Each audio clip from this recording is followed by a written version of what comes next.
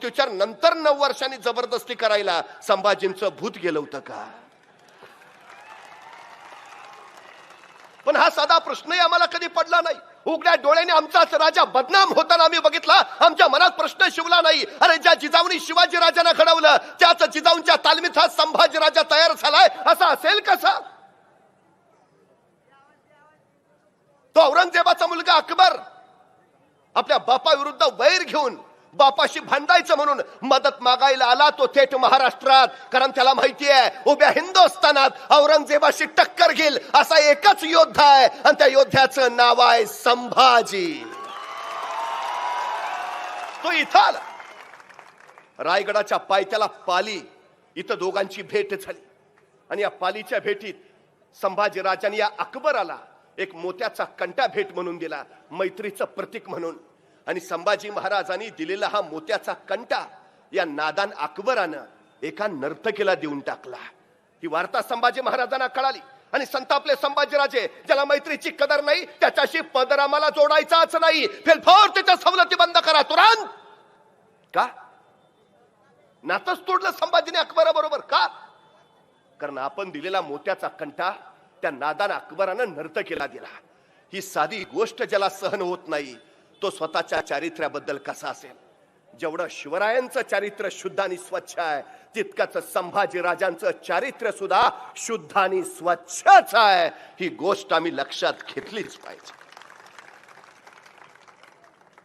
अनेकांनी आरोप केले संभाजीराजे व्यसनी. अहो काय काय नाटकात त्यांची एंट्रीच हातात ग्लास घेऊन. कुठनं शोध लागले? आमच्या साताऱ्याला एक इंग्रज गव्हर्नर होता ग्रँड डफ. त्यांनी पहिल्यांदा मराठ्यांचा इतिहास लिहिला. हा इतिहास लिहिताना औरंगजेबाच्या दरबारी असणाऱ्या खापीखानाच्या लिखाणाचा त्यांनी आधार घेतला. आता खापीखान संभाजीराजांचं वर्णन करताना काय म्हणतो? खापीखान लिहितो, संभाजी स्वतःच्या शौर्याच्या बळावर एवढा बुलंद आणि बलाढ्य झालाय की कुणी शत्रू त्याच्यावर आक्रमण करायला धजावेना. जणू संभाजीना आता सत्तेची नशा चढलीये. काय लिहितोय खापीखान? संभाजी स्वतःच्या शौर्याच्या बळावर एवढा बुलंद आणि बलाढ्य झालाय की कुणी शत्रू त्याच्यावर आक्रमण करायला धजावे ना. जणू संभाजीना आता सत्तेची नशा चढली आहे. ग्रँडअपनं याचंच इंग्रजीत भाषांतर केलं, सत्तेची नशा चढलेला राजा. Intoxicated with the wine of folly and pride. भाषांतर अगदी बरोबर आहे. सत्तेची नशा चढलेला राजा, intoxicated with the wine of folly and pride. पण आपल्या लोकांचं इंग्रजी चांगलं.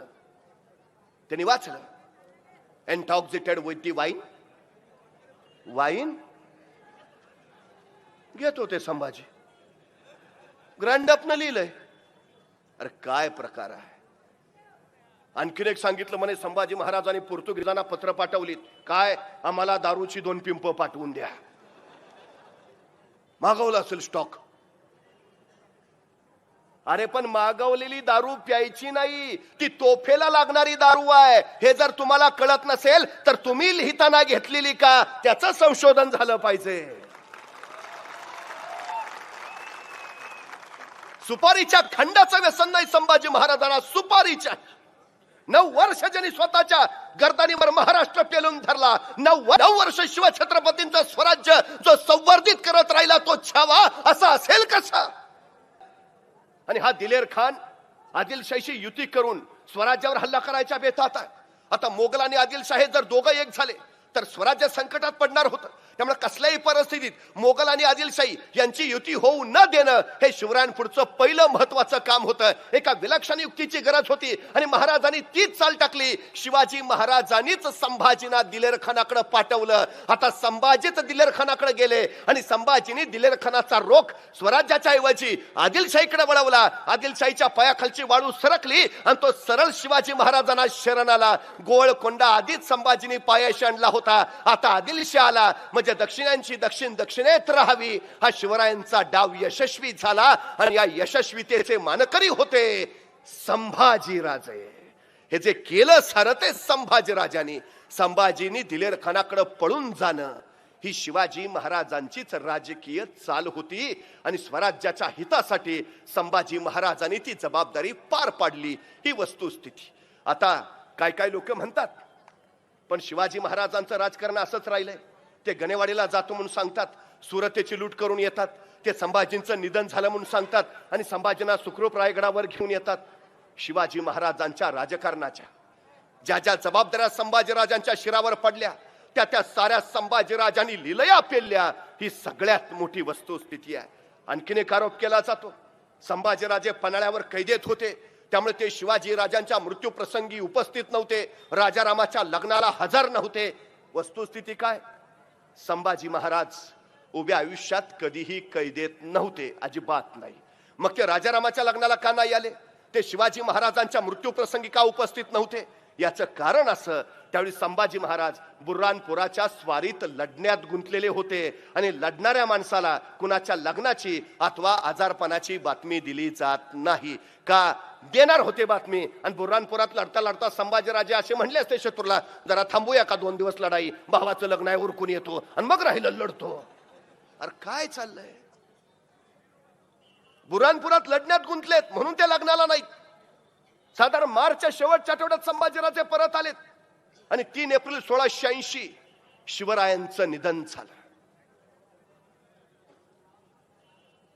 सारा महाराष्ट्र कोसळून पडला.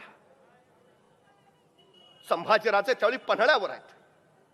धर्मशास्त्र असं सांगतं की नवा राजा केल्याशिवाय जुन्या राजाचं प्रेत दहन करता येत नाही. संभाजीराजे परत येतो उशीर झाला असता म्हणून तातडीनं राजारामाला मंचकारोहण करून शिवाजी महाराजांचे अंत्यविधी करण्यात आले.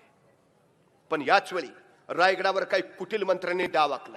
संभाजी शौर्यशाली, संभाजी पराक्रमी, संभाजी धर्मपंडित, संभाजी तत्वज्ञ, संभाजी शिवाजीराजे हयात असतानाच आपल्याला जुमानत नव्हते. आता जर छत्रपती झाले तर आपलं अस्तित्वच राहणार नाही अशी भीती काही मंत्र्यांना वाटली आणि त्यांनी पन्हाळ्यावर संभाजींना कैद करायचा डाव घातला. हंबीरराव मोहितेंना निरोप धाडला. आता हंबीरराव म्हणजे सोयराबाईंचे सख्खे बंधू, राजाराम म्हणजे हंबीररावांचा भाचा, कुठल्या मामाला वाटणार नाही आपला भाचा गादीवर येऊ नये.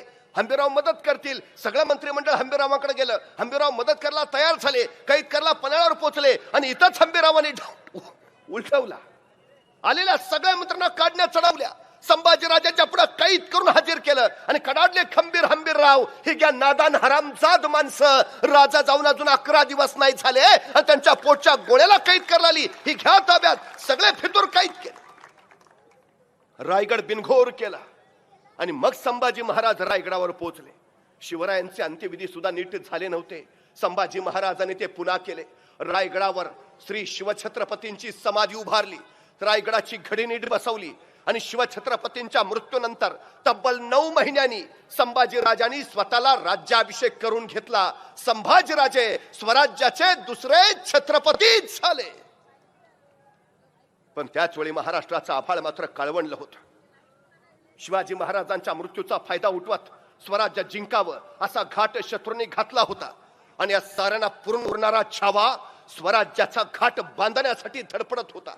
दरबारात बसले होते संभाजी आणि एके दिवशी संभाजीराजांनी सरसेनापती हंबीररावांना विचारलं, मामासाहेब स्वराज्याचा घाट बांधावा म्हणतो पण औरंग्याचा थाट उतरला पाहिजे. मामासाहेब जागा काढा मोक्याची. आणि कडाडले हंबीरराव, राज एक जागा आहे मोक्याची. मुघलाचं नाकच जणू. कोण जागा? राजा बुर्हानपुरा. दार उल्क मुल्क दख्खन बुर्हानपुरा. बुर्हानपुरा म्हणजे दख्खनेतली औरंगजेबाची राजधानी. एखाद्या सुंदरीच्या गालावर तीळ शोभावा असा बुर्हानपुरा शोभतो राजा बुर्हानपुरा म्हणजे मधाचं पोळ आणि कडाडला छावा. मग हे मधाचं पोळ आता कोळ्याचं जाळं झालं पाहिजे. आणि बघता बघता मराठी फौजा सुसाट सुटल्या. बुर्हानपुरा लुटलं. 17च्या 17 पुरे पुरते धुतले. एखाद्या सुंदर बागेचं रोपडं डोळ्यात साठवावून पापणी मिटावी आणि पापणी उघडून बघावी तर पुढे स्मशान दिसावं अशी बुर्हानपुऱ्याची पूर्ती वाताहत झाली. संभाजी महाराजांनी बुर्हानपुऱ्याचा पुरता कोळसा पुरा केला आणि औरंगजेब संतापला, बेभान संतापला. त्या शिवाजी राजांनी हयातभर आमच्याशी वैर केलं पण त्या शिवाजी राजांनी माझ्या बुर्हानपुराला कधी हात नाही लावला. पण हा त्याचा छावा काल गादीवर बसला आणि आज त्यांनी तडक बुर्हानपुराला हात घातला. याल्ला जणू शेपटीवर पाय पडला.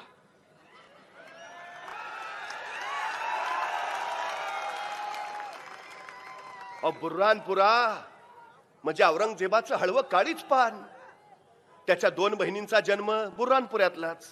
औरंगजेबाची आई निर्वतली बुर्हानपुऱ्यातच आणि औरंगजेबाचं आयुष्यातलं एकुलतं एक प्रेम प्रकरण ते घडलं तेही बुर्हानपुऱ्यातच. त्यामुळे बुर्हानपुरा म्हणजे औरंगजेबाचा हळवं काळीच पान.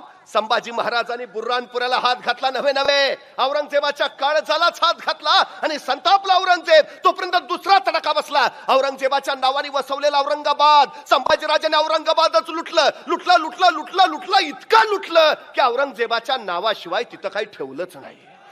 तोपर्यंत औरंगजेब आणखी संतापला. औरंगजेबाचा मुलगा शहजादा अकबर बापाविरुद्ध वैर घेऊन आला तो थेट संभाजींकडे.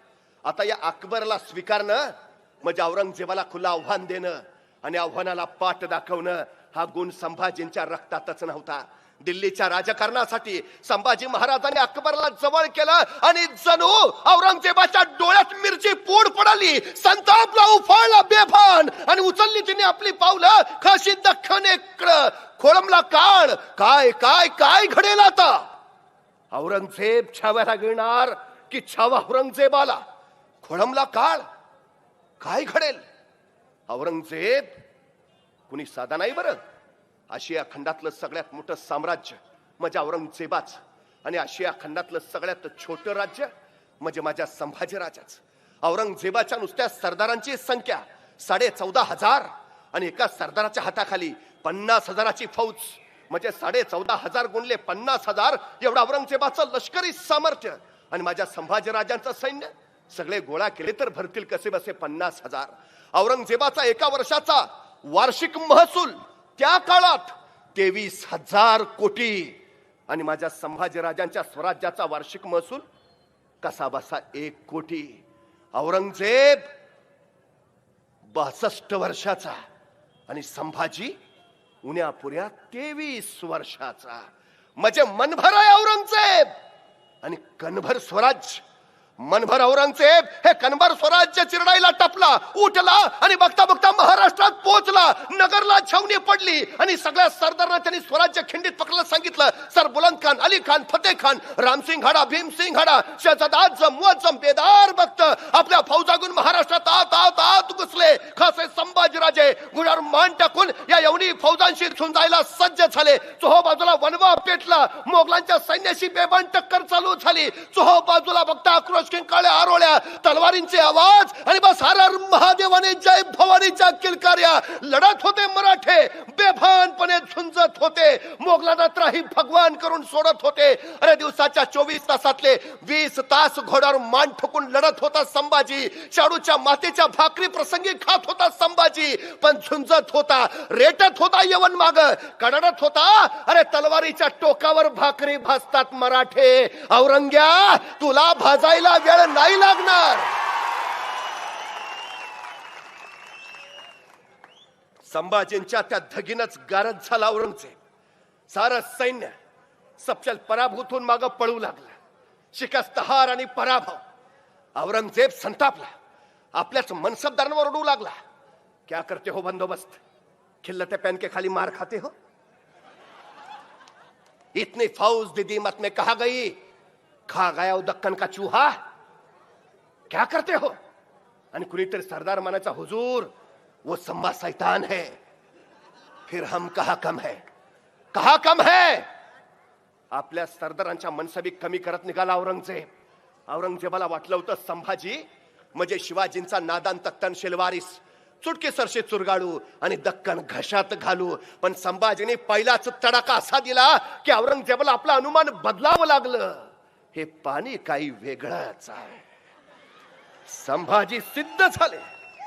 पण त्याच वेळी औरंगजेबानं संभाजींना गारद करायला आपल्या सगळ्या फौजा महाराष्ट्राच्या उरावर टाकल्या, साऱ्या बेफाट. आणि इथंच संभाजीराजांनी वेगळी चाल खेळली. औरंग्याच्या फौजा महाराष्ट्राच्या उरावर, संभाजी महाराजांनी स्वतःच्या फौजा औरंगजेबाच्या मुलकात घातल्या. आणि बघता बघता मराठी फौजेनं औरंगजेबाच्या मुलकात पुरता हैदोस मांडला. गावाच्या गाव काबीज केली, खंडण्या वसूल केल्या. जे जे सापडेल ते ते ताब्यात घेत राहिले. चोहो बाजूला फक्त वनवा उसळला. मराठ्यांनी औरंगजेबाचा मुलूक पुरता बेचिराग करून टाकला. औरंगजेबाला काही कळेना, मी यांच्या दारात आणि हे आमच्या घरात. बहादूर खानला त्यांनी मराठ्यांचा पाठलाग करायला पाठवलं. बहादूर खान मराठ्यांच्या पाठलागावर सुटला, पाठलाग करत राहिला. पण त्याला काय माहितीये, वारा आणि मराठे कधी कुणाला सापडलेत? पळत राहिला, फक्त पाठलाग करत राहिला. पण चिवट मराठे सापडतात कुठले? पण एके दिवशी मराठ्यांनीच बहादूर खानाचा हत्ती पळवला. पळ वैतागला, संतापला बहादूर खान. औरंगजेबाची तर पुरती छितूच झाली. इथं टाका घालावा तर मराठ्याने तिथं उसवून ठेवलंय, तिथं शिवायला जावं तर मराठ्याने तिथं फाडून ठेवलंय, तिथं जावं शिवायला तर मराठ्याने तिकडं लक्तर करून टाकलीत. पुरती अब्रूची लक्तर झाली होती औरंगजेबाच्या. वैतागला. तब्बल एक वर्ष औरंगजेब टकरा घेत होता सह्याद्रीशी, 1 वर्ष टकरा घेत होता संभाजींशी. पण पुऱ्या दख्खनचा एक खण सुद्धा त्याला घेता आला नव्हता. कुठल्या किल्ल्याचा एक पत्थर औरंगजेबाच्या हातात पडला नव्हता. गडकोटांची बात सोडा, एक सैनिक त्याला पराभूत करता आला नव्हता. संभाजीची तर बातच सोडा. वैतागला, संतापला औरंगजेब. आपल्या सगळ्या सरदारांची बैठक बोलावली. क्या किया जाए? 1 साल बीत गया, ना कोई किला ले सके, ना उस संभा को शिकस्त दे सके. क्या किया जाए? कुनीतरी सर म्हणला, हुजूर इन मरहट्टों की जान है उनके गड़किलों में, पहले गड़किले लेते हैं. मराठे खुद ब खुद आएंगे घुटने टेकते सामने. आणि पटला औरंगजेबाला सही बात. हे मराठे गडकोटाच्या आधारावर तर लढतात, पहिल्यांदा गडकोट घेऊया, मग मराठे कशाच्या आधारावर लढतील? सीधा घुटने टेकत शरण येतील. आणि मग त्याने विचारलं, ऐसा कौन सा किला है जो जल से जल लिया जा सकता हो? म्हणजे पहिल्याच घासाला पराभवाचा खडा नको, किल्ला असा काढा की पटकन घेता येईल, फारसा डोक्याला ताप नको. आणि एकाने सांगितलं, हुजूर 1 किल्ला आहे. कौन सा? हुजूर नाशिक जिल्ह्यातला, दिंडोरी तालुक्यातला, वणीपासून अवघ्या काही मैलावर असलेला. हुजूर प्रभू श्री रामचंद्र तिथं विश्रांतीसाठी जायचंय.